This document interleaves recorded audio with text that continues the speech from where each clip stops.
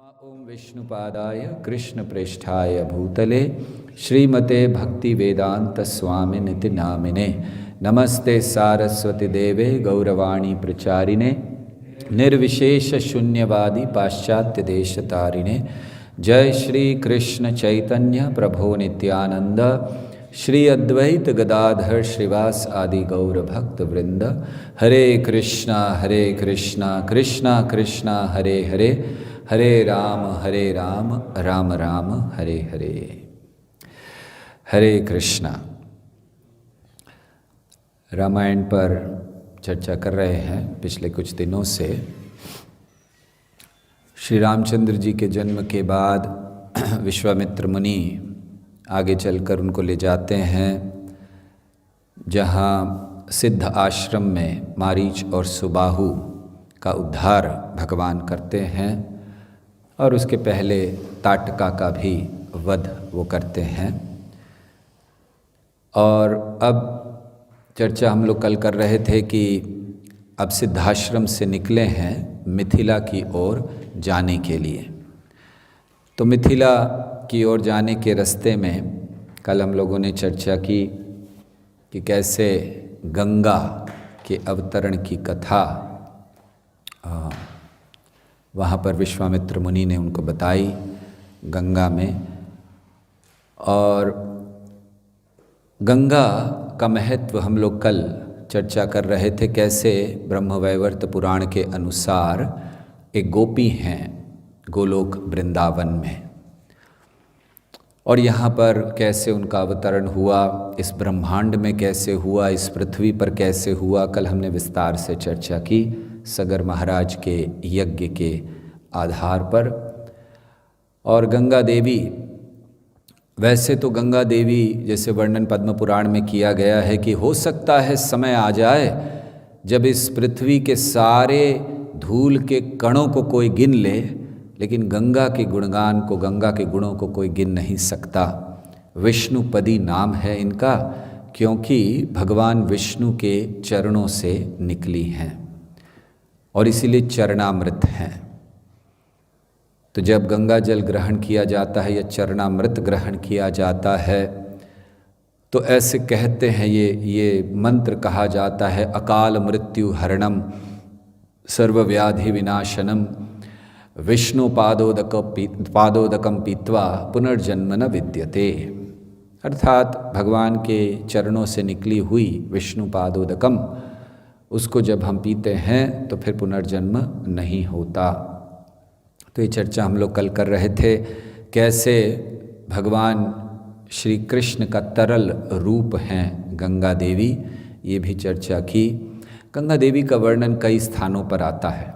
महाभारत में भी गंगा देवी का वर्णन है, जैसे भीष्म के जन्म के पहले की कथा। तो ये कथा महाभारत में बड़े विस्तार से दी गई है, जहाँ गंगा देवी विवाह करती हैं शांतनु महाराज से, और फिर एक शर्त पर विवाह करती हैं कि आप कभी कुछ पूछेंगे नहीं मुझसे, कोई प्रश्न नहीं करेंगे, मैं जो भी करूं उस पर आप कोई प्रश्न नहीं करेंगे, रोकेंगे नहीं।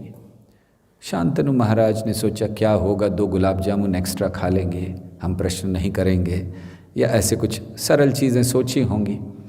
पहली संतान हुई, पहला पुत्र हुआ, गंगा ने पुत्र को उठाया, गई और नदी में फेंक दिया। शांतनु महाराज हैरान हो गए, लेकिन वचन दिया था कुछ नहीं पूछेंगे। फिर दूसरा, तीसरा, चौथा, 5वां, 6वां, 7वां, ये ऐसे कर रहे हैं। फिर अंत में जब आखिरी पुत्र को ही फेंकने के लिए गई, तब शांतनु महाराज ने रोक दिया, कहा ये नहीं कर सकते। तो फिर वो थे, आगे चलकर वो भीष्म बने, देवव्रत। तो ये कथा महाभारत में विस्तार से आती है। तो गंगा देवी का वहाँ पर भी वर्णन है, कैसे उन्होंने इन 8 वसुओं का उद्धार किया। दरअसल वो मार नहीं रही थी, वो उद्धार कर रही थी, क्योंकि इन 8 वसुओं ने प्रार्थना की थी गंगा देवी से कि हमें जन्म लेना है श्राप के कारण पृथ्वी पर, तो आप बस इतना कर दीजिए, हम ज़्यादा समय रहना नहीं चाहते हैं, बस जन्म हो, हमें मार दीजिए। और आपसे ही हम जन्म लेंगे, आप मार दीजिएगा ताकि हम अपने स्थान वापस आ सकें। हम ज़्यादा समय रहना नहीं चाहते हैं ये शापित मनुष्यों के बीच में। ये जो मनुष्य जीवन है वैसे तो बहुत दुर्लभ है, लेकिन शास्त्रों में देखा जाता है कि जब भी किसी को श्राप दिया जाता है तो कहा जाता है जाओ पृथ्वी पर मनुष्य बन जाओ और वो व्यक्ति कहता है नहीं नहीं नहीं नहीं नहीं, मनुष्य नहीं बनना है मुझे, देवता कहते हैं। तो ऐसे इन वसुओं का उद्धार किया था। इसका बड़ा इतिहास है, उन्होंने अपराध किया था और श्राप मिला था इत्यादि। तो ऐसे गंगा का वर्णन आता है। गंगा देवी का वाहन है, कोई जानते गंगा देवी का वाहन क्या है? मगरमच्छ। तो घड़ियाल या मगरमच्छ, तो उस पर वो सवारी करती हैं। तो ये समय या काल को प्रदर्शित करता है। जैसे काल के मुख में एक बार चले जाने से फिर कोई निकल नहीं सकता, जैसे घड़ियाल के मुख में कोई चला जाए या मगरमच्छ के, तो बड़ा मुश्किल होता है बाहर आना। और ये कहते हैं कि गंगा देवी कैसे इस पर जब सवारी करती हैं तो ये दर्शाती हैं कि कैसे इस घड़ियाल रूपी काल को गंगा देवी की कृपा से हम बड़ी आसानी से पार कर सकते हैं। या ये जो मोह है या मृत्यु है जो काल से प्रकट होते हैं, तो उस पर कैसे हम गंगा के प्रभाव से उस पर विजय पा सकते हैं, अर्थात अपनी मृत्यु पर विजय पा सकते हैं, मोह पर विजय पा सकते हैं। तो ऐसे गंगा देवी का वर्णन करके फिर अगले दिन गंगा पार की विश्वामित्र मुनि, अन्य सारे साधुओं ने और रामचंद्र जी ने इत्यादि।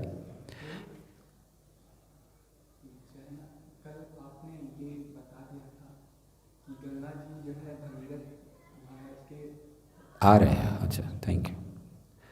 सो गंगा जी, हाँ प्रभु जी ने याद दिलाया कि वो शिव जी का क्या हुआ था। हाँ वो रह गया है ना बात, हमें लगा हमने पूरी कर दी है वो बात। अच्छा, तो कल हम लोग चर्चा कर रहे थे कि गंगा जी प्रकट हुई, भगीरथ महाराज, किस ने तपस्या की थी?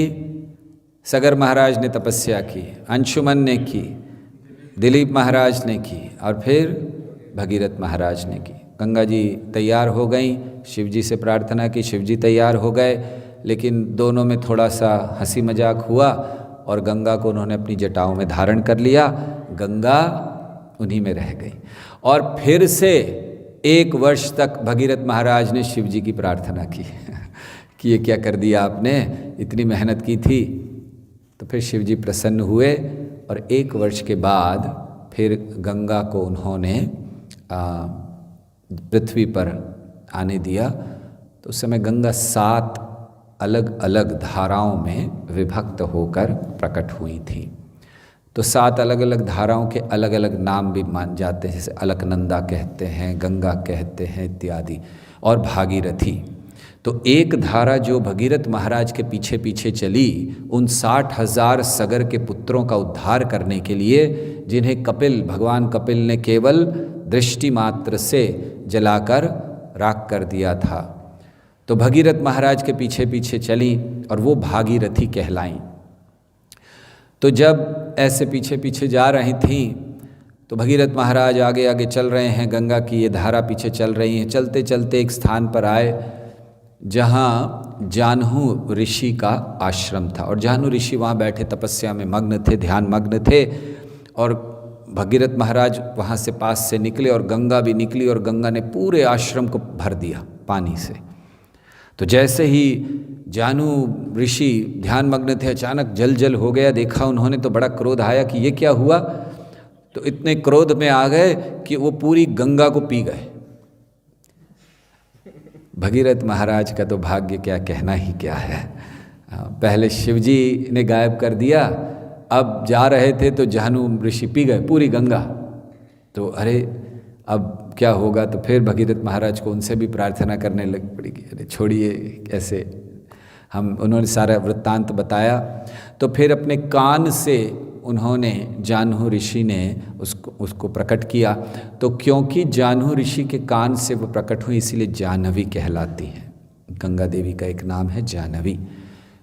तो ऐसे फिर उनके पीछे पीछे चलते हुए फिर अंततः उस स्थान पर पहुँचे जहाँ सगर महाराज के पुत्रों को जलाया था अपनी दृष्टि से, और फिर गंगा के जल से उनका उद्धार किया। तो गंगा के जल से उद्धार होता है, गंगा पूजा की जाती है। आज भी भारत में प्रथा है कि जब किसी की मृत्यु हो जाती है तो फिर उसका जो कर्मकांड इत्यादि कर्म क्रियाएं करने के बाद पिंडदान उनका फिर गंगा पूजा की जाती है। इसका वर्णन महाभारत में भी आता है। स्वयं श्री कृष्ण ने किया।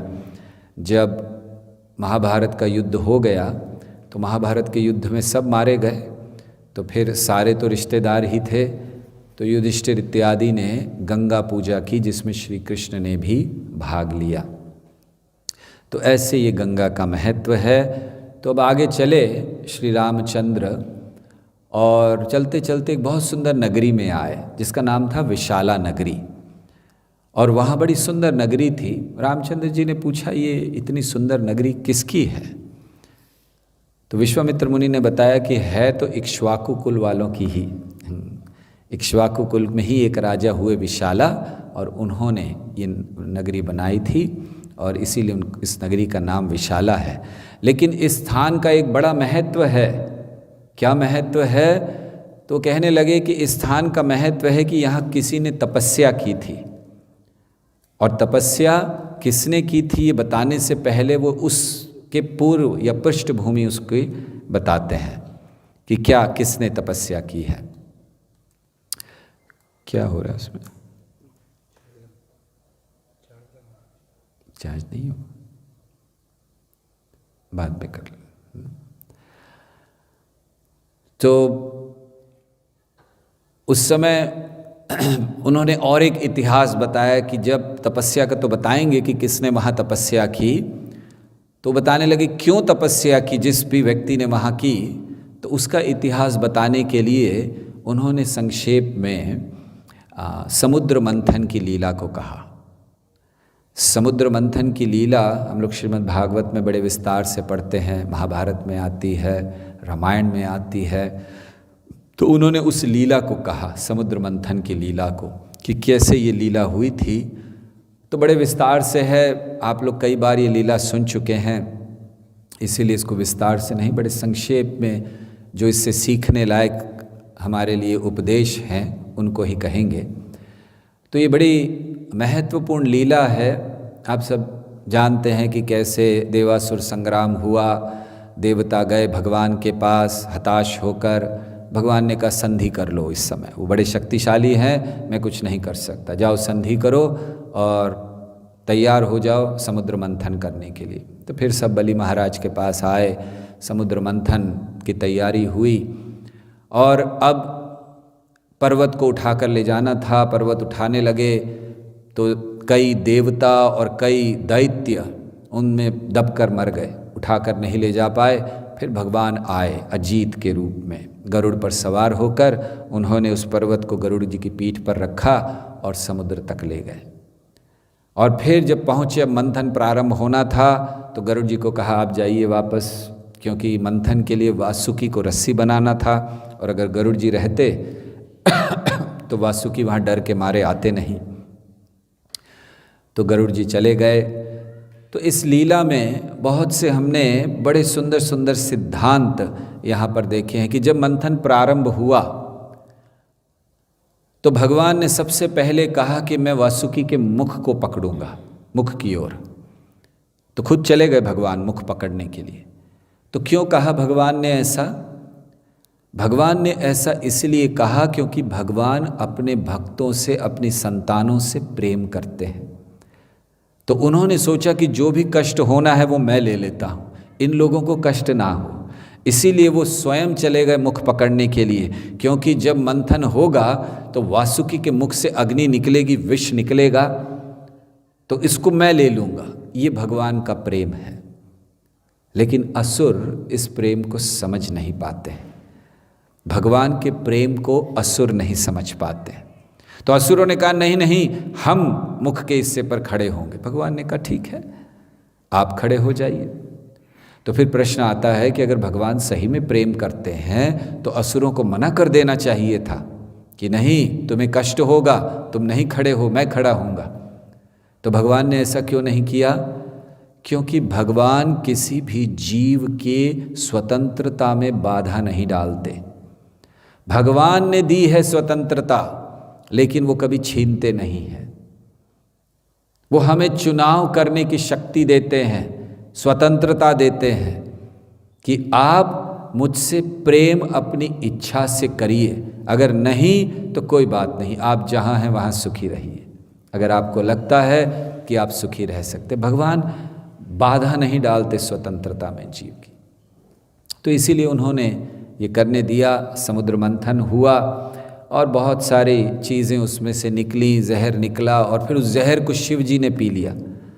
शिव जी ने जहर कैसे पिया? अन्य स्थानों पर वर्णन है कि स्वयं शिव जी कहते हैं कि ये जो विष था, ये मैं भगवान की कृपा से पी पाया।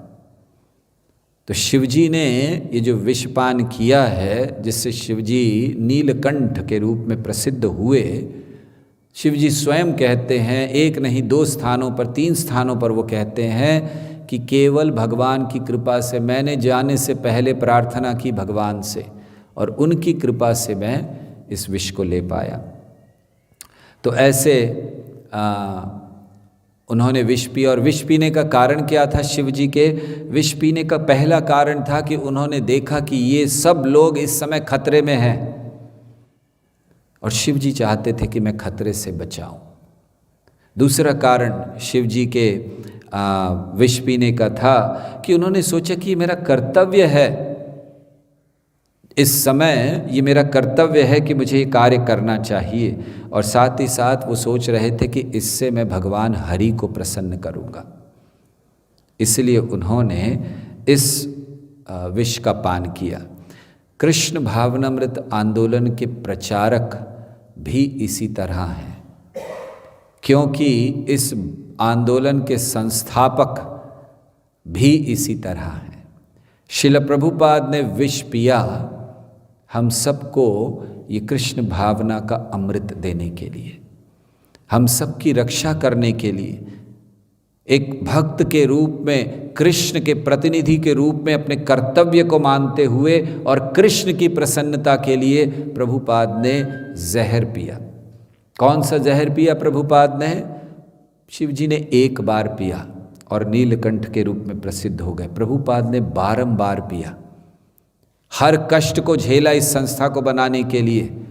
70 साल की उम्र में अमेरिका जैसे देश में जाकर अकेले, कोई सहारा नहीं, कोई धन नहीं, विष पीने के बराबरी है, प्रभुपाद ने लिया इस संस्था को स्थापित करने के लिए, हम सबको कृष्ण भावना का अमृत देने के लिए।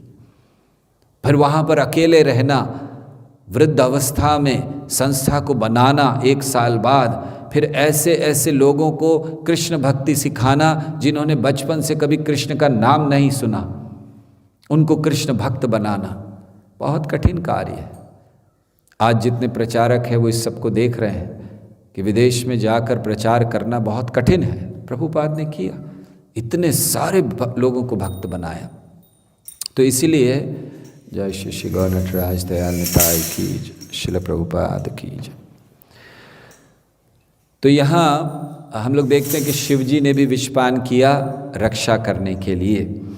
और फिर जो समुद्र मंथन हुआ उससे बहुत सारी चीज़ें आईं।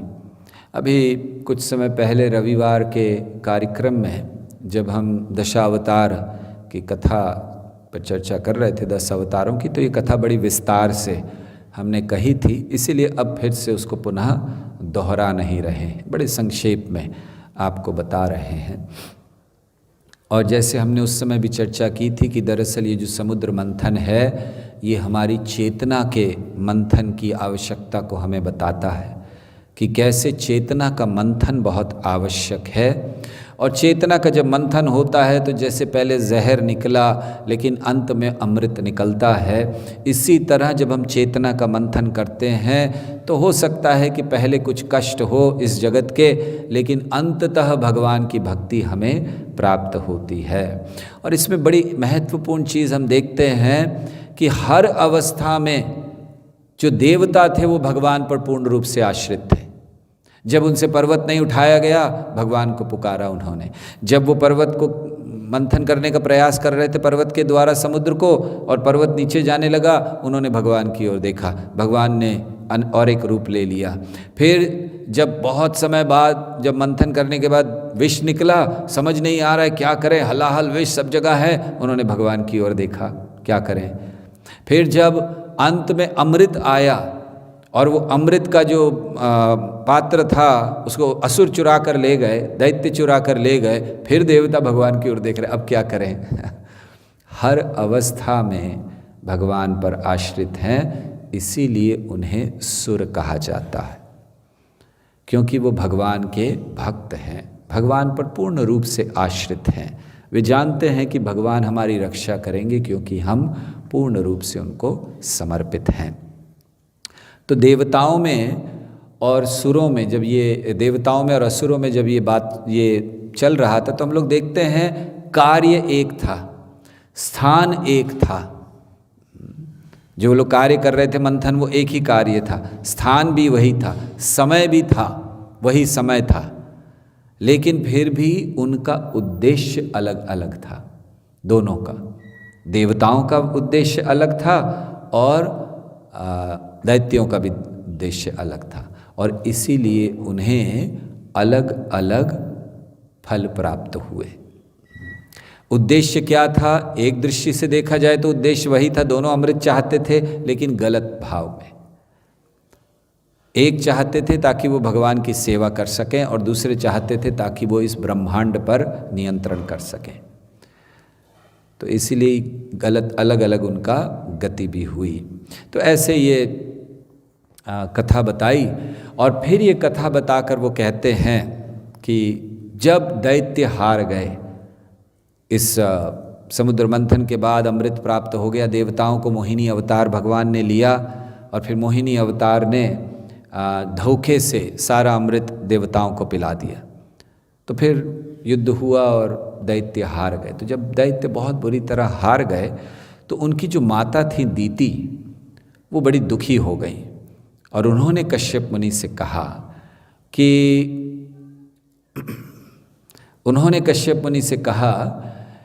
कि बहुत दुखी हूँ और मुझे अब आशीर्वाद दीजिए कि मैं जाकर घोर तपस्या करने चाहती हूँ, जिससे ऐसे पुत्र को प्राप्त करूँ जो इंद्र का वध कर सके। कश्यप मुनि दोनों के पिता हैं, अदिति और दीति दोनों उनकी पत्नी हैं, और एक से आदित्य आते हैं, एक से दैत्य आते हैं। तो उन्होंने कहा मुझे ऐसा पुत्र चाहिए। तो उन्होंने कहा ठीक है, तपस्या करो, जाओ तपस्या करो, लेकिन एक शर्त है। तपस्या का उन्होंने पूरा विधान बताया कैसे तपस्या करनी है, लेकिन ये बताया कि ये तपस्या करते हुए कभी भी अशुद्धता मन में नहीं आनी चाहिए, या अशुद्धता नहीं आए शरीर में। अर्थात उन्होंने नियम बताए क्या क्या करना चाहिए, तो कभी भी ये नियम नहीं टूटना चाहिए। उसने कहा ठीक है। तो बहुत लंबे समय तक उसको करनी थी। तो दीति उस स्थान पर जहाँ इस समय रामचंद्र जी थे, उस स्थान पर तपस्या करने आई थी ताकि उसको एक ऐसा पुत्र प्राप्त हो सके जो इंद्र की हत्या करे। अब इंद्र को पता चल गया कि दीति, अब इंद्र की तो क्या है, मासी है, क्या है, अदिति की बहन है। तो इंद्र को पता चल गया कि दीति जा रही हैं एक ऐसा पुत्र प्राप्त करने के लिए जो मुझे मारे। तो इंद्र ने क्या किया, इंद्र भी उस स्थान पर आए जहाँ दीति तपस्या कर रही थी, और बड़ी सेवा की उनकी, दीति की। रोज उनके लिए कुछ लाना, फल लाना, फूल लाना, जो भी उनको पूजा के लिए चाहिए सामान लाना, हर चीज़ में मदद कर रहे हैं। तो दीति बड़ी प्रसन्न हो गई कि मेरा बच्चा, मेरी बहन का बच्चा है, लेकिन उनके तो बच्चे के संग कितना अच्छा कार्य कर रहा है। तो वो बहुत सेवा करने लगे। लेकिन सेवा करने का भाव क्या था, इंद्र इंतजार कर रहे थे। इंद्र जानते थे कि ये तपस्या कर रही हैं एक ऐसे पुत्र को प्राप्त करने के लिए जो मुझे मारने वाला है, और इंद्र उनकी सेवा कर रहे हैं और दीति बड़ी प्रसन्न हो रही है उनकी सेवा से। इंद्र इंतजार कर रहे थे कि कब अवसर मिले इस पुत्र को ही खत्म कर दूं। थैंक यू प्रभु। हम वैसे बिना बैकग्राउंड म्यूजिक के कथा कह लेते हैं, आवश्यकता नहीं है। आप में से भी कोई लोगों की इच्छा बैकग्राउंड म्यूजिक की तो अभी बंद कर दीजिए उसको कृपया। तो दीति का इंतजार कर रहे थे कि कब अवसर मिले, तो बड़ी सेवा कर रहे थे, पूरा पूरा दिन उनकी सेवा करते। दीति बड़ी प्रसन्न हो गई। और फिर जब प्रायः व्रत पूरा होने वाला था, ये तपस्या उनकी पूरी होने वाली थी, उनके गर्भ में बालक भी था, तो उस समय एक समय ऐसा हुआ कि दीति को थोड़ी सी नींद आ गई संध्या के समय, और उसने थोड़ी सी अशुद्धता कर दी। ये जो व्रत था ये ऐसा व्रत था कि जरा भी अशुद्धता नहीं होनी चाहिए। कितनी अशुद्धता कर दी उसने, जिस तरफ सिर रखना चाहिए था उस तरफ पांव रख दिया, और उसके जो बाल थे वो उसके पैरों से स्पर्श हो गए। इसको अशुद्ध माना गया। खैर हम लोग इस बात को समझ ही नहीं सकते, हमको तो सोते समय पता ही नहीं होता कौन सा स्थान किधर सर रखना और किधर, जब नींद आई जहाँ आई वहाँ लेट जाते हैं, है ना। फिर बाद में कहीं कभी ऐसा सोचते नहीं किस दिशा में रखना है। वैसे कहा गया है कि किस दिशा में होना चाहिए और विशेष दिशा में रखने से क्या लाभ होता है, इस दिशा में रखने से क्या होता है। तो खैर उन्होंने व्रत का नियम तोड़ दिया, और फिर उस समय क्योंकि अशुद्धता आ गई, अवसर देखकर इंद्र उनके गर्भ में प्रवेश कर गए। इंद्र ने गर्भ में प्रवेश किया ये सोचकर कि इस बालक को मार डालूंगा अंदर। तो इंद्र ने प्रवेश किया और उस बालक के अंदर जाकर उन्होंने 7 टुकड़े कर दिए। बचना नहीं चाहिए, तो एक ऐसा नहीं कि केवल एक काट दिया, काट काट काट 7 टुकड़े कर दिए। और आश्चर्य ये हुआ कि जब 7 टुकड़े कर दिए और इंद्र खड़े हुए कि हाँ गर्भ में है कि हाँ अब ये मर गया, वो 7 टुकड़े रोने लगे जोर जोर से, और दीति उठ गई रोने की आवाज़, और वो उसको कह रहे चुप चुप हो जा, चुप हो जा। 7 रो रहे।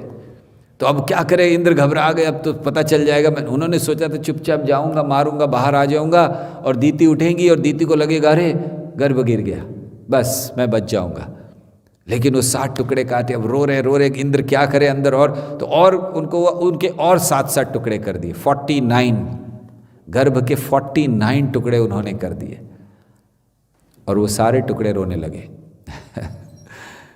क्योंकि ये दीति की तपस्या से प्रकट होने वाले पुत्र थे। तो जब इंद्र कुछ नहीं कर पाए, वो बाहर आए और उन्होंने क्षमा मांगी दीति से कि मैंने ऐसा बहुत बड़ा अपराध कर दिया। दीति ने क्षमा कर दिया, पुत्र के समान है उनके। तो दीति ने क्षमा कर दिया कि ठीक है तुमने जो किया तो ठीक है, लेकिन अब एक काम करो, अब ये जो मेरे पुत्र होंगे इनको देवताओं का स्थान देना, ये दैत्य नहीं कहलाए। इंद्र ने कहा बिल्कुल जैसा आप कहें, क्योंकि इंद्र घबरा गए थे, मैंने इतना बड़ा पाप कर दिया क्या होगा। तो इंद्र ने कहा जैसा आप कहें। तो ये 49 मारुत गण बने, उनका नाम दिया गया मरुत, और उनको देवताओं की श्रेणियों में रखा जाता है क्योंकि इंद्र ने ऐसा आशीर्वाद दिया। तो ये लीला उस स्थल पर हुई थी जहाँ इस समय विश्वामित्र मुनि और रामचंद्र जी थे। तो फिर वहाँ पर जो राजा थे उस समय के राजा थे सुमति। तो उन्होंने बड़ा स्वागत किया विश्वामित्र मुनि का, और फिर उन्होंने देखा कि ये 2 बालक बड़े तेजस्वी बालक लग रहे हैं कौन। तो उन्होंने पूछा कौन है ये 2 बालक आपके साथ चल रहे हैं। मतलब ये लोग सब बड़े बड़े ऋषि मुनि और ये 2 15-16 साल के बालक, तो कौन है आपके साथ चल रहे हैं।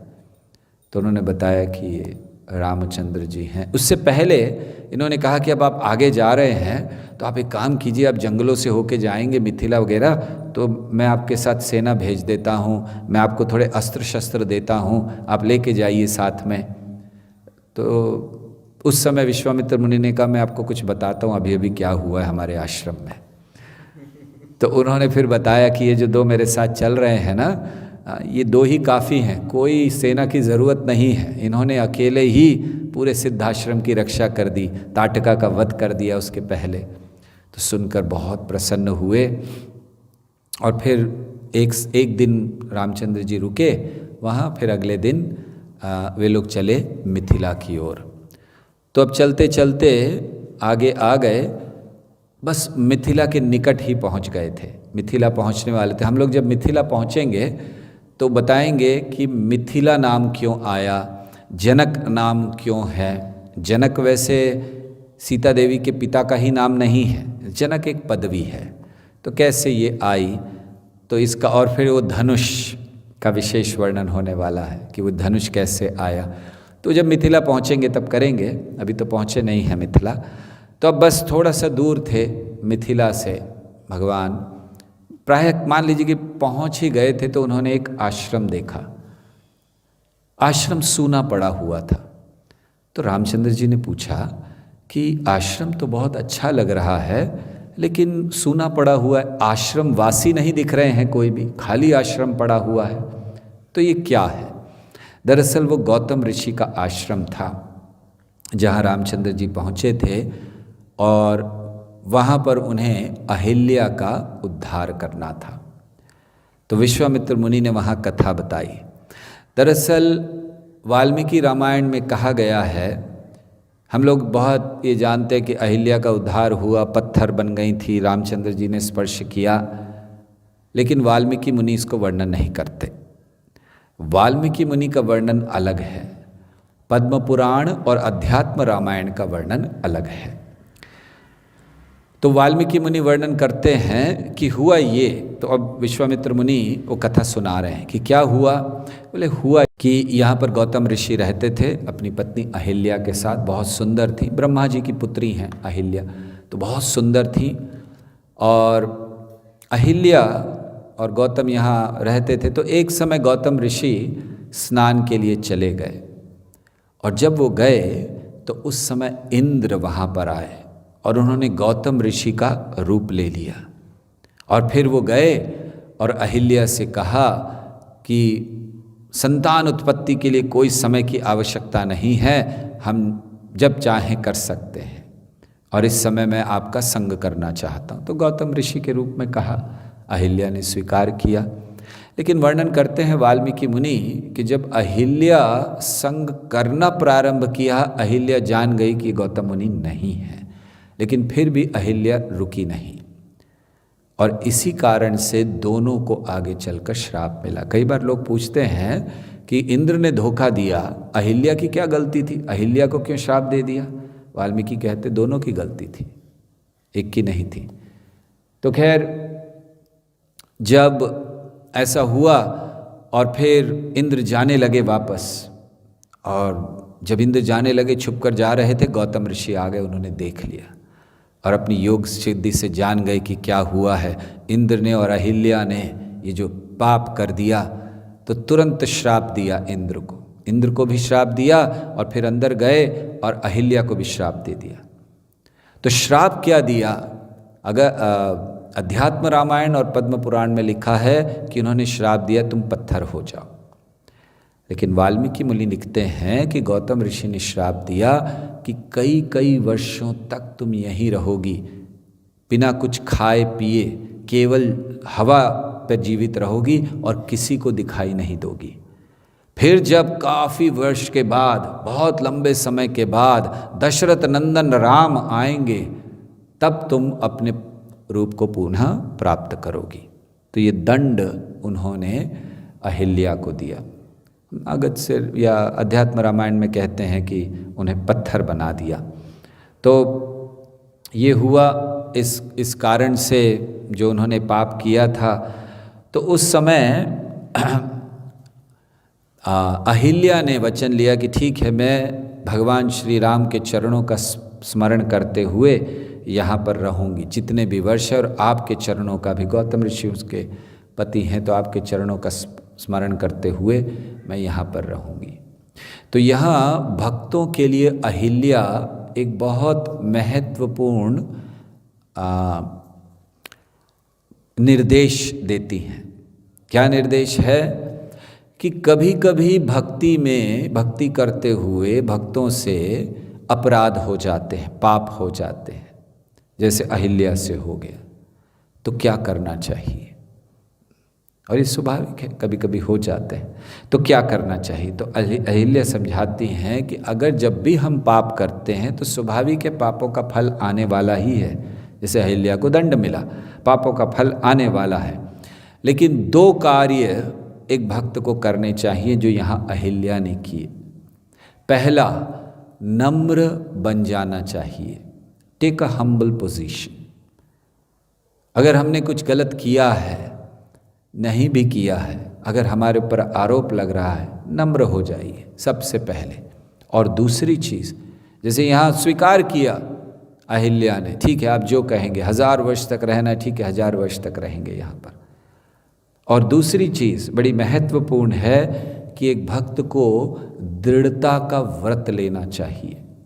दृढ़ता का व्रत मतलब फिर उस समय से दृढ़ हो जाना चाहिए भक्ति में, व्रत ले लेना चाहिए।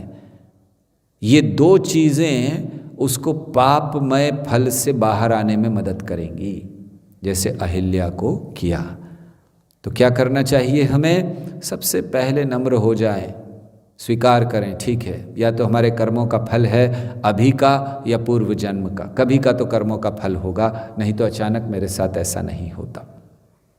और दूसरा, हमें दृढ़ता का व्रत लेना चाहिए, दृढ़ता से तपस्या करते हुए जीवन बिताना चाहिए। तो ऐसे अहिल्या ने वहाँ पर किया, क्योंकि दृढ़ता बहुत आवश्यक है। दृढ़ता से मन वश में होता है।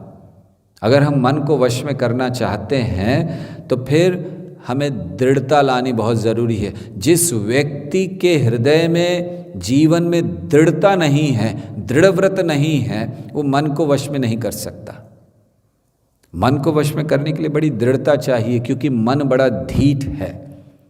अर्जुन कहते हैं ना कि मैं चाहे तो ये बहने वाली हवा को वश में कर सकता हूँ, लेकिन इस मन को नहीं। चंचलम हि मनः कृष्ण प्रमाथि बलवत दृढ़म।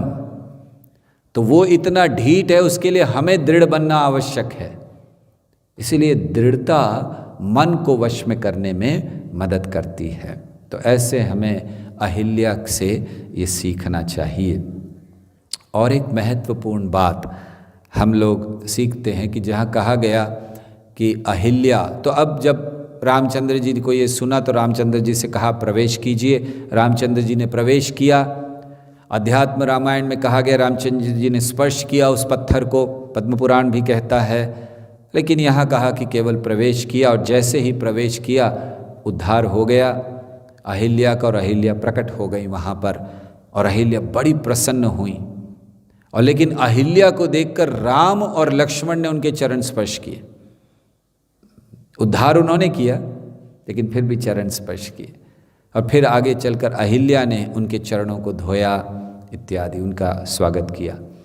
तो यहाँ हम लोग एक बड़ी महत्वपूर्ण बात और सीखते हैं कि अगर हमारा पत्थर जैसा हृदय हमें पिघलाना है तो रामचंद्र जी के चरणों का स्पर्श होना चाहिए। और रामचंद्र जी के चरणों का स्पर्श होने का अर्थ क्या है हमारे हृदय में? अहिल्या को तो उन्होंने उनके उस समय थे, गए और स्पर्श कर दिया। हमारे हृदय को कैसे स्पर्श करेंगे? हमारे हृदय को स्पर्श करने के लिए अर्थ ये है कि उनकी शिक्षाओं को हमें जीवन में ग्रहण करना है। हमारा ये पत्थर का हृदय तभी पिघलेगा जब हम उनकी द्वारा दी गई शिक्षाओं को जीवन में स्वीकार करते हैं, उनके द्वारा दिए गए पथ पर चलते हैं, उनके भक्तों की शरण ग्रहण करते हैं, तब हमारा ये पत्थर का हृदय पिघल सकता है। तो ऐसे ये अहिल्या के प्रसंग में हम लोग सीखते हैं। और फिर अहिल्या ने बहुत सुंदर प्रार्थनाएं की। अब जब अहिल्या का उद्धार हो गया, अहिल्या प्रकट हो गई अपने रूप में, और गौतम ऋषि भी आए वहाँ पर उस समय पर। और फिर उस समय अहिल्या देवी ने बहुत सुंदर प्रार्थनाएं अर्पण की भगवान को। अहिल्या देवी कहती हैं कि मैं तो एक साधारण स्त्री हूँ यहाँ पर, और स्त्रियों को तो हमेशा संरक्षण चाहिए होता है, लेकिन आपसे अच्छा संरक्षण इस जगत में कोई दे नहीं सकता। आपके चरण कमल ऐसे हैं। और वो फिर कहती हैं कि जब मुझे श्राप मिला था गौतम ऋषि का, तो मुझे थोड़ा सा कष्ट हुआ था, लेकिन आज मुझे वो आशीर्वाद लग रहा है। गौतम ऋषि का, मेरे पति का जो श्राप है, वो आज आशीर्वाद लग रहा है क्योंकि आपके दर्शन हुए। तो अर्थ ये है कि अगर भक्त हमें श्राप भी दे देते हैं, वो भी हमारे लिए वरदान है। और फिर वो कहती हैं कि आपके ये चरण कमल ये गंगा तक को पावन करते हैं, और आपसे मेरी यही प्रार्थना है कि आपके ये चरण कमल सदैव मेरे हृदय में स्थापित रहें। इतनी मेरे ऊपर आप कृपा कीजिए। तो ऐसे कहकर उन्होंने प्रार्थनाएं की। भगवान ने उनकी प्रार्थना को, उनके स्वागत को स्वीकार किया, और फिर भगवान वहाँ से आगे मिथिला के लिए चले। तो अब मिथिला में वो प्रवेश करेंगे। तो कल मिथिला के इतिहास को कहेंगे, धनुष के इतिहास को कहेंगे, सीता देवी के जन्म की कथा को कहेंगे, सीता देवी के इतिहास को जैसे समय होगा उसके अनुसार, और फिर आगे चलकर सीता स्वयंवर पर चर्चा होगी। हरे कृष्णा कृष्णा कृष्णा हरे हरे, हरे राम राम राम हरे हरे। किसी का कोई प्रश्न है, कोई टीका टिप्पणी, कुछ पूछना चाहते हैं? Yes Prabhu. थैंक यू, बहुत अच्छा क्लास दिया।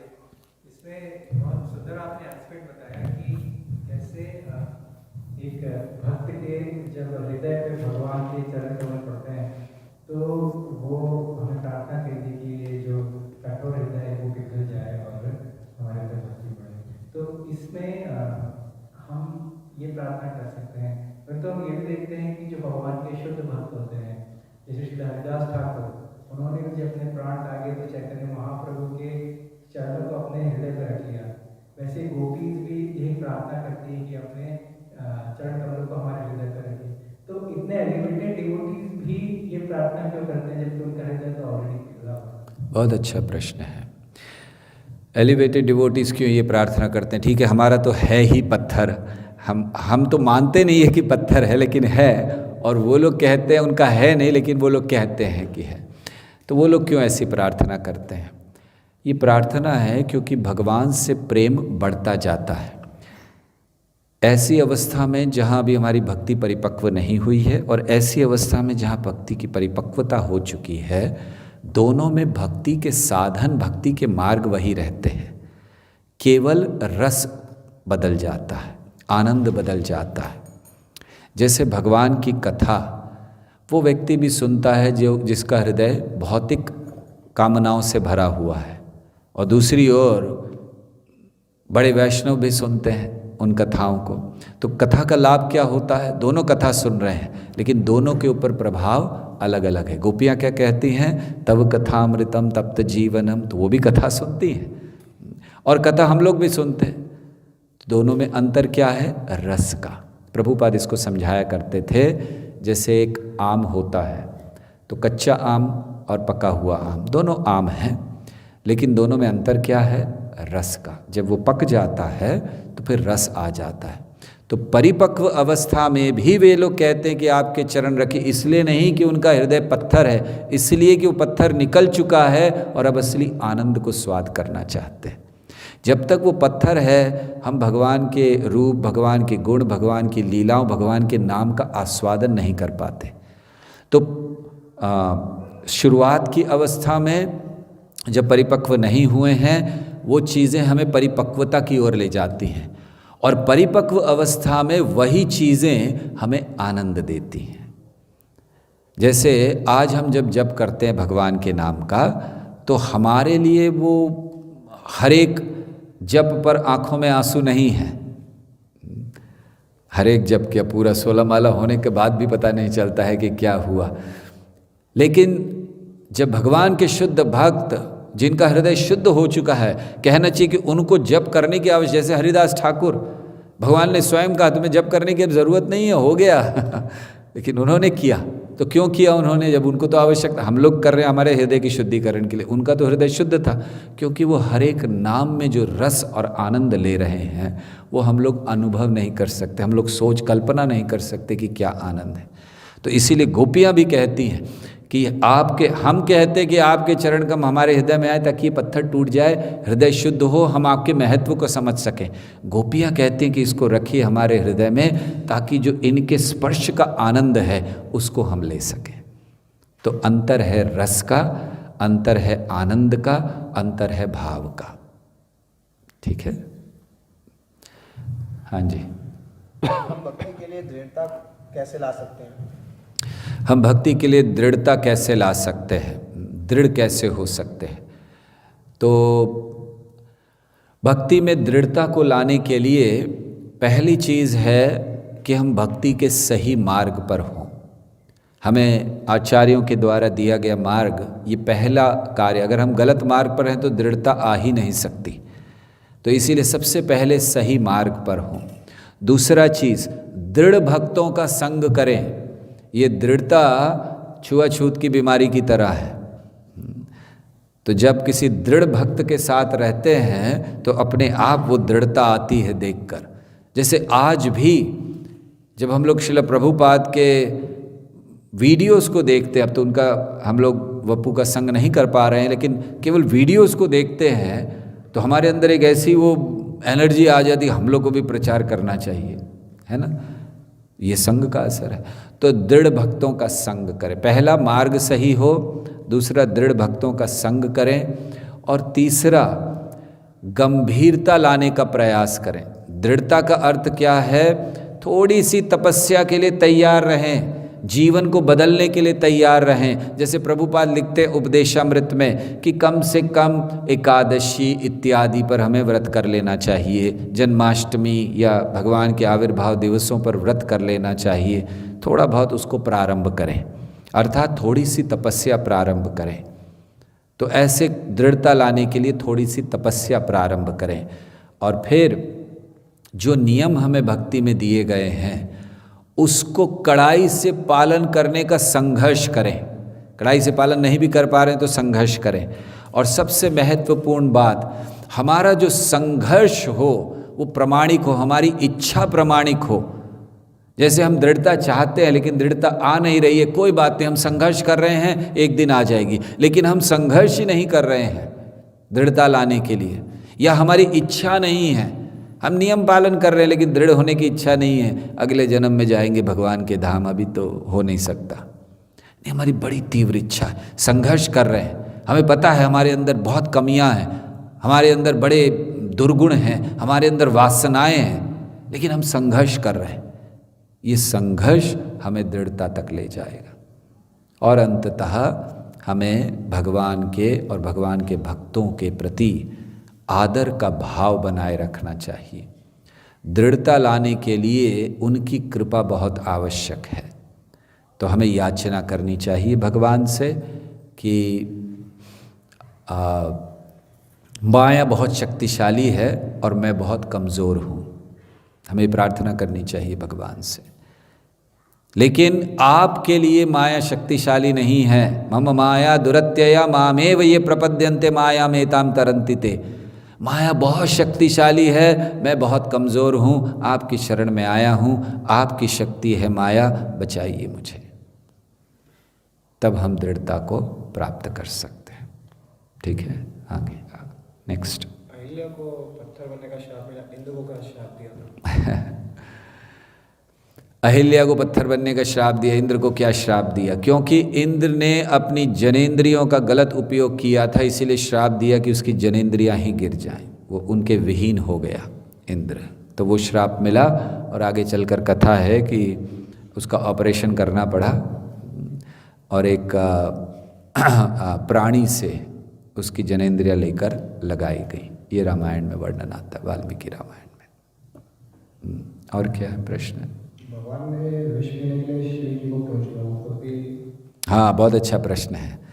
भगवान सामने हैं और सब लोग शिव जी को जाके प्रार्थना करें, अरे आपके बिना कौन रक्षा कर सकता है, आप ही आइए, आप विष पीजिए, और भगवान भी खड़े हैं साथ में ऐसे नहीं, वो नहीं है।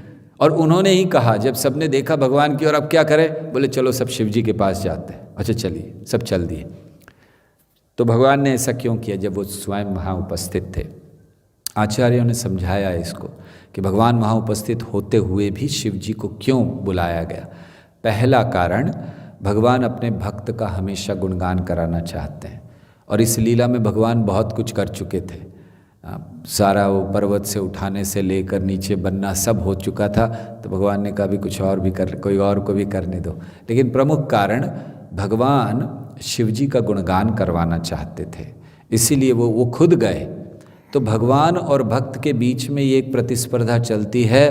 भक्त चाहता है भगवान का गुणगान हो और भगवान चाहते भक्त का गुणगान हो। श्रील प्रभुपाद ने चाहा कि कृष्ण का गुणगान हो सारे जगत में, और वो केवल चाहते रह गए, और वो हुआ भी, लेकिन कृष्ण ने साथ साथ उनका गुणगान भी करवा दिया।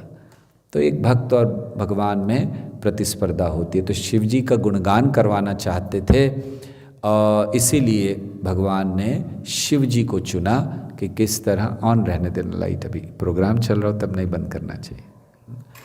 तो उन्होंने उसलिए शिव जी को चुना कि वो जाकर विष पिए, उनकी महानता दिखलाने के लिए। अपने भक्त, एक वैष्णव कितना महान होता है, ये दिखलाने के लिए उन्होंने चुना। जैसे बलि महाराज से जाकर उन्होंने याचना की, भिक्षा मांगी। क्या जरूरत है भिक्षा मांगने की, ऐसे ही उनको ले सकते थे सब कुछ, दिखलाने के लिए कि देखो मेरा भक्त कितना महान है, वैष्णव कितने महान होते हैं। महाराज चित्रकेतु को असुर बनवा दिया पार्वती जी के द्वारा, क्या जरूरत थी? जब उनको तो दर्शन हो चुके थे अनंत देव के, तब उनको फिर श्राप दिलवा दिया। क्या जरूरत थी? दिखाने के लिए कि देखो मेरा वैष्णव भक्त कितना महान होता है। इसीलिए शिव जी को उन्होंने दिलाया कि देखो वैष्णव कितने महान हैं, जहर पीने के लिए तैयार हैं आपके लिए। यस, आगे बढ़े। इंद्र को अदिति के पुत्रों को गर्भ में मारने की क्या जरूरत थी, जबकि दिति के तपस्या तो वैसे ही भंग हो गई थी। दिति की तपस्या वैसे ही भंग हो गई थी, तो उसको गर्भ में मारने की क्या ज़रूरत थी? तपस्या भंग हुई थी, लेकिन बालक तो नहीं मरा था, बालक तो था गर्भ में, क्योंकि ऑलमोस्ट कंप्लीट होने आया था तपस्या का दिन। तो इंद्र ने सोचा कि बालक तो है, तो अब तपस्या से अभी थोड़ी सी दूषण हुआ है, तो अभी चांस है मैं मार दूँ, कहीं ठीक से आ गया बाहर तो क्या करेगा। इंद्र इतना भयभीत था, इसीलिए वो चांस नहीं लेना चाहता था। कंस ने तो ले लिया था, इंतज़ार किया, इंद्र चांस नहीं लेना चाहते थे, इसीलिए वो वहाँ थे उनके साथ में, इतना सेवा कर रहे थे। सेवा के लिए नहीं गए थे वो वहाँ पर, वो तो चांस ढूंढ रहे थे कि कहाँ पर है। तो जैसे ही मिला उन्होंने मार दिया। उनको पहले मिला होता तो पहले मार देते, मगर जब मिला नहीं। और क्या प्रश्न है? जी, आपने बताया कि अध्यात्म रामायण और वाल्मीकि रामायण में अहिल्या के शाप का अलग अलग वर्णन है, ये किस कारण होता है? हाँ, अध्यात्म रामायण और वाल्मीकि रामायण में अलग अलग वर्णन है, तो ये कैसे होता है? इसको कल्प भेद कहते हैं। कल्प भेद का अर्थ है कि ये लीलाएं ब्रह्मा जी के हर दिवस में होती हैं, हर दिवस में रामचंद्र जी आते हैं, लीलाएं होती हैं, लेकिन लीलाओं में थोड़ा सा भेद होता है। जैसे इस बार आए तो रावण को जाकर लंका में मारा, कभी आए थे तो जाकर चाइना में मारा था, तब रावण चाइना में था ड्रैगन के रूप में, तो भगवान ने वहाँ मारा था उनको। आज भी वो लोग ड्रैगन को वर्शिप करते हैं। तो ऐसे लीलाओं में भेद होता है, लीलाएं वही होती हैं, मारेंगे वही रावण को, मगर रावण लंका की जगह चाइना में रहता था, तो वही हुआ। अहिल्या पत्थर की बनी, या तो क्यों दोनों का अलग अलग वर्णन है? अलग अलग कल्प का वर्णन है। एक कल्प में ये हुआ होगा, वो कल्प में वो हुआ होगा, उसको कल्प भेद कहते हैं। कितने प्रश्न हैं? एक। हाँ, इंद्रदेव के गलत कामों के बावजूद इंद्र भगवान को इतने प्रिय क्यों हैं? इंद्र के गलत कामों के बावजूद भगवान को इतने क्यों प्रिय हैं इंद्र?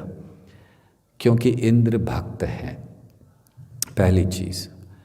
दूसरी चीज़, वो कृष्ण के लिए बहुत बड़ी जिम्मेदारी लेते हैं इस ब्रह्मांड को चलाने की, अर्थात देवताओं को अलग अलग विभाग दिए गए हैं, तो वो सब जिम्मेदारी लेते हैं। हम लोग जो इंद्र का ज़्यादातर वर्णन पढ़ते हैं, वो एक भाग है इंद्र का, इंद्र है नहीं वैसे पूरे, वो एक भाग है उनके चरित्र का। लेकिन देवलोकों में क्या होता है, सतत कीर्तन चलता है, हरि नाम का कीर्तन चलता है। इंद्र खुद मृदंग बजाते हैं, बहुत सुंदर मृदंग बजाते हैं। इंद्र मृदंग बजाने में एक्सपर्ट है। जब भी कीर्तन होता है कृष्ण का तो तुरंत मृदंग लेके तैयार हो जाते हैं। तो ऐसा नहीं है कि वो पापी दुराचारी भोगी व्यक्ति है और भगवान, वो भगवान के बहुत महान भक्त हैं, भले ही पूर्ण शुद्ध नहीं हैं, मिश्र भक्त हैं, लेकिन फिर भी भक्त हैं। दूसरा, बहुत बड़ी जिम्मेदारी ले रहे हैं उनके लिए, इतनी टेंशन लेते। कोई अभी हम लोगों को छोटा सा घर चलाना होता है टेंशन हो जाती है, मंदिर चलाना होता है टेंशन, ये पूरा ब्रह्मांड चला रहे हैं वो, मतलब एटलीस्ट ब्रह्मांड नहीं तो कम से कम पृथ्वी और स्वर्ग तक का तो राज्य वो देख ही रहे हैं कि कहाँ कहाँ क्या क्या गड़बड़ हो रही है। देवताओं के राजा हैं तो वर्षा हो रही है कि नहीं, सूर्य का किरण आ रही है कि नहीं, हवा चल रही है कि नहीं, ये सब उनको देखना है व्यवस्था, तो कोई छोटी बात तो नहीं है। तो इसीलिए उसको भी करते हैं। और क्योंकि वो भक्त हैं इसीलिए भगवान उनके भाई के रूप में प्रकट भी हुए हैं, वामन देव के रूप में, और उनसे भोग स्वीकार भी करते हैं। तो इसीलिए हमें इंद्र की एक तरफ के चरित्र को देखकर, एक तरफ के कार्यों को देखकर हमें उसके बारे में निर्णय नहीं ले लेना चाहिए कि वो ऐसे ही व्यक्ति हैं। उनके अन्य कार्यों को देखिए, यानी हमने अगर उनके 10% कार्यों को देखा है तो 90% कार्यों को नहीं देखा है। जहाँ वो भगवान का कीर्तन करते हैं, भगवान का भजन करते हैं, भगवान को भोग अर्पण करते हैं, भगवान के लिए सेवाएं करते हैं, भगवान से प्रार्थनाएं करते हैं, वो सब वर्णन भी इंद्र का है। और इसीलिए इंद्र को वो भगवान को बहुत प्रिय हैं। और अपने भक्त इंद्र का अहंकार, एक व्यक्ति का अहंकार तोड़ने के लिए उन्होंने अपने सारे ब्रजवासियों को खतरे में डाल दिया था। इतना प्रेम है भगवान को इंद्र से। गोवर्धन लीला में एक उसका अहंकार तो तोड़ना था, बस उसको ठीक करना था, उसके लिए सारे ब्रजवासियों को लगा दिया कि चलो एक भक्त को वापस लाना है। ये भगवान का प्रेम है। ठीक है, और कोई प्रश्न है? ऐसा भी सुना है कि स्वर्ग लोक में कीर्तन वगैरह मतलब फैसिलिटी होती है कि करते नहीं ऐसा करके? ओह बिल्कुल नहीं, ऐसा नहीं है। उल्टा स्वर्ग में जितना कीर्तन होता है हम लोग तो सोच ही नहीं सकते। स्वर्ग में बहुत कीर्तन, ये जो गंधर्व इत्यादि हैं, और इसका प्रमाण क्या है, हम कैसे कह सकते हैं? हम कोई कल्पना से या अपने मन से नहीं कह रहे हैं, नारद मुनि ने इसको बताया। नारद मुनि जब अपने पूर्व जन्म की कथा कहते हैं, जिसमें वो उपभर्ण नाम के गंधर्व थे, और उसमें वो बताते हैं कि उनको हरिनाम में, ज़्यादातर हरिनाम के लिए वो जाते थे करने। एक जगह भगवान का गुणगान होना था, हरिनाम संकीर्तन, और उन्होंने जाके देवताओं का गुणगान किया। तभी ऋषि मुनियों ने शाप कर दिया, जाओ तुम देवलोकों में रहने लायक नहीं हो, जाओ दासी पुत्र बन जाओ। तो वहाँ पर तो सतत कीर्तन चलता रहता है। ये स्वयं नारद मुनि ने बताया है।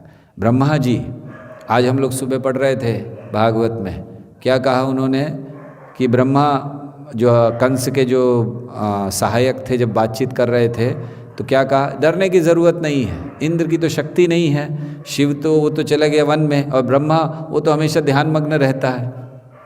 तो ध्यानमग्न रहते तो क्या करते? ध्यानमग्न ब्रह्मा जी के भी वहाँ पर कीर्तन चलता रहता है सतत। तो ब्रह्मा जी सतत कीर्तन करते हैं अपने लोक में, पर थोड़ा थोड़ा टाइम के लिए यहाँ पर आकर थोड़ा सा मैनेजमेंट करके चले जाते हैं वापस अपने लोक में। तो ब्रह्मा जी भी व्यस्त। तो ऐसा नहीं कि देवलोकों में, हाँ ये कहा गया है कि क्योंकि देवलोकों में इतना भोग है, वहाँ पर शुद्ध भक्ति करना थोड़ा कठिन हो जाता है, क्योंकि इतने भोग उपलब्ध हैं और वहाँ कोई रोक टोक नहीं है। शराब पीने के लिए रोक टोक नहीं है, कुछ भी करने के लिए रोक टोक नहीं है। तो इस कारण से भक्ति करना कठिन हो जाता है। लेकिन ये एक नहीं है कि वहाँ हरिनाम नहीं होता, वहाँ तो सतत चलता है। हम लोग केवल नहीं सुनते, क्योंकि हम लोग एक ही तरह की चीज़ सुनते। देवताओं का वर्णन आते ही हम लोग को सुरा याद आती है, अप्सरा याद आती है, नंदन कानन वन याद आता है, हमको यही याद आता है, क्योंकि हमारी चेतना उसी में लगी हुई है, तो हम लोग को वही याद आते हैं। लेकिन ऐसा नहीं है, वहाँ पर कीर्तन भी होता है भगवान के नाम का। लेकिन आप इच्छा मत कीजिए कि वहाँ जाके देख कर आता है, हाँ। क्योंकि आप कीर्तन नहीं देखोगे, फिर कुछ और देख कर आ जाओगे। तो फिर वहाँ पे जो रहने वाले हैं वो डायरेक्ट भगवत धाम वहाँ से वहाँ पे रहने वाले वहाँ से भगवत धाम जा सकते हैं। एज ए जनरल रूल नहीं जाते हैं, मना नहीं है, ऐसा नहीं कि कोई नहीं जा सकता, नियम है एज ए जनरल, क्योंकि इतने भोग हैं वहाँ पर और सीधे वहाँ से भगवत धाम जाना उनको कठिन होता है। इसीलिए वो प्रार्थना करते हैं देवता कि हमें जन्म दीजिए मनुष्य के रूप में भारत भूमि में, ताकि हम लोग तपस्या करके जा सकें। तो ऐसा कई जगह पर वर्णन है, जैसे जब पृथु महाराज वो भगवान वापस जा रहे थे धाम में, तो उस समय देवता बैठे देख रहे थे, बोले धिक्कार है हम लोगों को, हम लोग देवता बने बैठे हैं यहाँ पर, क्या लाभ है, ये देखो भगवान के धाम जा रहे हैं। तो उसका अर्थ ये है कि साधारणतः वो लोग वहाँ से नहीं जाते हैं, लेकिन ऐसा रूल नहीं है कि वहाँ से जा ही नहीं सकते। भगवान कहीं से भी नरक से ले जा सकते हैं गोलोक, उसमें क्या प्रॉब्लम है भगवान के लिए। लेकिन साधारण रूल है कि वो नहीं जाते हैं। क्यों नहीं जाते हैं उसका कारण ये है कि बहुत भोग वहाँ उपलब्ध हैं, भोगों में पड़कर उनके लिए भक्ति करना, तपस्या करना कठिन हो जाता है। इसीलिए उनके लिए छोड़िए, हमारे लिए तपस्या करना कठिन हो जाता है, जबकि भोग अवेलेबल नहीं है यहाँ पर। हम लोग थोड़े बहुत भोग में ही वो बदबू आती है शराब में, अब क्या बोलते हैं उसको, काजू से बनती है कुछ एक शराब है, उसमें इतनी बदबू आती है, ऐसा लगता है कि गटर का पानी उसमें है, लेकिन लोग उसको पीकर आनंद लेते हैं जगत में। हमारे लिए वही आनंद बहुत है हमें भगवत धाम जाने से रोकने के लिए, और फिर वहाँ का जो आनंद है वो तो आप सोचिए क्या होगा।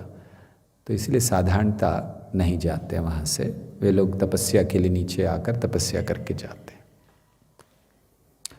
और कोई प्रश्न है किसी के, स्वर्ग के अलावा? हाँ जी। गुरु के प्रति प्रेम कैसे जागृत हो? गुरु के प्रति प्रेम कैसे जागृत हो? सबसे पहले गुरु के आदेशों का पालन करने का प्रयास करें।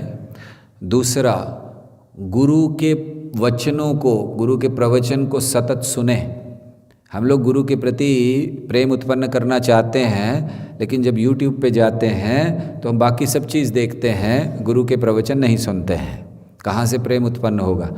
तो हमारा प्रेम तो कोरोना के प्रति ही उत्पन्न होगा, दिन भर वही सुन रहे हैं, तो और कहाँ से उत्पन्न होगा गुरु के प्रति हमारा प्रेम? तो पहली चीज़ है कि गुरु के निर्देशों का पालन करें। दूसरी चीज़ है गुरु के प्रवचनों को नित्य सुने, उनकी वाणी सुने, वाणी जाएगी हृदय में तब प्रेम उत्पन्न होगा। तीसरी चीज़, उनके अर्थात उनके आंदोलन में, जो भी उनके आंदोलन, जैसे इस्कॉन आंदोलन है, कई इस्कॉन में कई गुरु हैं, तो उन सब का ये आंदोलन है, तो उसके आंदोलन में सहयोग की भावना से रहते हुए, हर एक से सहयोग करते हुए हम ऐसे कार्य करें जिनसे हमारे गुरु का नाम बढ़े। हम ऐसे कार्य करें जिससे हमें ये पता चले कि आज हमने ये कार्य किया है, इससे हमारे गुरु निश्चित प्रसन्न होंगे। तो गुरु किन कार्यों से प्रसन्न होते हैं? गुरु प्रसन्न होते हैं, हम उस दिन भी चर्चा कर रहे थे, गुरु प्रसन्न होते हैं जब हम वो कार्य करते हैं जो कृष्ण के निकट जाने के लिए हैं। तो इसलिए गुरु को प्रसन्न करने के लिए हमें, या गुरु से प्रेम बढ़ाने के लिए हमें उनके प्रवचनों को सुनना चाहिए, उनके आदेशों का पालन करना चाहिए, उनके आंदोलन में सहयोग से रहकर भक्ति करने का प्रयास करना चाहिए, ताकि हम उनसे, और बारंबार उनके विषय में सुनना भी चाहिए।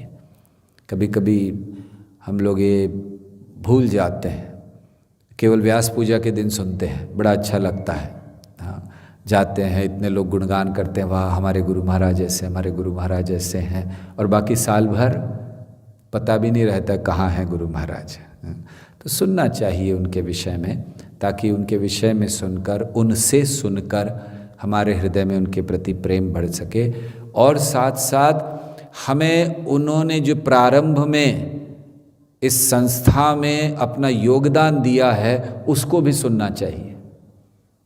क्या किया हमारे गुरु ने प्रारंभ में, कैसे उन्होंने मेहनत की, क्या, क्योंकि हम लोग आज जब हम अपने गुरु को देखते हैं तो क्या देखते हैं, गुरुजी बैठे हैं, बड़े आसन है और सब लाकर दे रहे हैं, सब सुविधाएं हैं, हम वही देखते हैं। लेकिन हमें वो सुनना चाहिए कि उन्होंने इस आंदोलन के प्रारंभ में क्या किया, कैसे अपना योगदान दिया, कैसे अपने जीवन को खतरे में डाला, प्रभुपाद की सेवा के लिए, प्रभुपाद के आंदोलन के लिए हमें वो सुनना चाहिए। गुरु के प्रति प्रेम बढ़ जाएगा।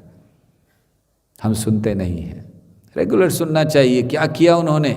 जैसे किसी ने मान लीजिए अपने प्राण खतरे में डाले हैं, किसी ने बड़ी कड़ी मेहनत की है, किसी ने दिन दिन भर जाकर उनके लिए सेवा की है। जैसे हम लोग कल भी हम चर्चा कर रहे थे एक भक्त की जिसने जाकर भिक्षा मांगी एयरपोर्ट पर, मंदिर के लिए रेंट नहीं था।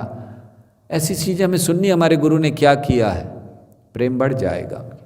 और उतना ही नहीं, आज क्या कर रहे हैं हमारे इस संस्था के लिए, क्योंकि ऐसा नहीं कि उन्होंने उस समय कर दिया, बैठ गए कि हमारा बस बहुत हो गया, हमारा कोटा पूरा हो गया, तेन त्यक्तेन भुंजिता, वो नहीं है। आज भी वो लोग बहुत कुछ कर रहे हैं, तो वो भी जानिए कि वो क्या कर रहे हैं। प्रेरणा मिलेगी, प्रेम बढ़ जाएगा। ठीक है। हरे कृष्णा कृष्णा कृष्णा हरे हरे, हरे राम राम राम